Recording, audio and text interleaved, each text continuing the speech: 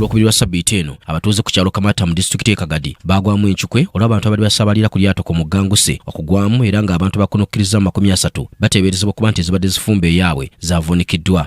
Mu bantu abasigayireho boona tukyabatoza baitu nkwankwa amahoro amarungi nti kuruga ijo bwe twatandikire twakazora abantu 8 saha zino nti timu yaito kyaloho maizi nobukugu okurante kutoza abantu abasigayire kandi inkwena gumi abantu baitu nti abantu bantu tugenda tujja kuruga hano tutakabatungire boona abamu kubasima tusakabenje kano bogedde ku ngeri Katonda gye babiseeka akasubi kana nyoni ndwana okusobora kwetaasa nyirwanagana bo hansi mu maizi kubanga nyonka nsangibe nkulira hano kyalene amaizi agomanyiremo kuzihazi hamu igati yaho soka saide mu katoito uri yabagamo terere mu kuterera kana saide ndi nayo lyanywa baitu yali rwanyisa ntika maigati yali yangali yanywa ama yanga yagamuteto atere baterera baitu kwija hano jya kushikana mbala ho kurugira mu aho hayi sigize distance kanu na muri hati bali abaye batamire mu ninihira hati basindikagana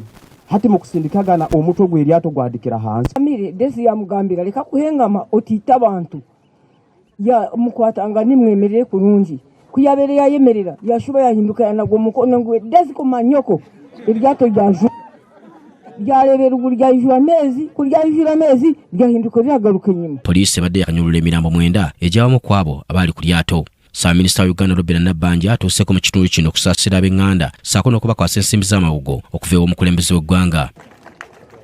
Ngoza kubagambira otinisa President Yoweri Kaguta Museveni abaramukize akuganya nainywe abaganyire muno habukuferwawo abantu banyu nabwensonga eyo abokuganya buli afereirwe buli maka ampaire milioni 5 abantu 30 nizo milioni 15 nyinazana. Saaminista Nabbanja asinzidde wano n'ayisa ekiragiro ekigoba abantu bonna mu kibira Bugoma era ng'amaato gonna gasabalirwako abantu ku Muganguse alagidde gookyebwe. Some people from Busoga, I've been told here, some people from Nkoko in my home village,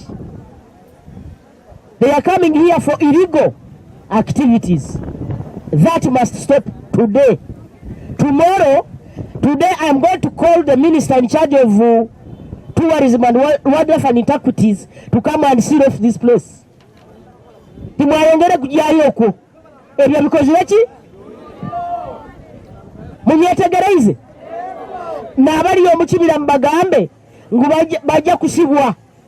I direct police to handle those people. Abali omukibira gendo bayiyeyo and arrest them.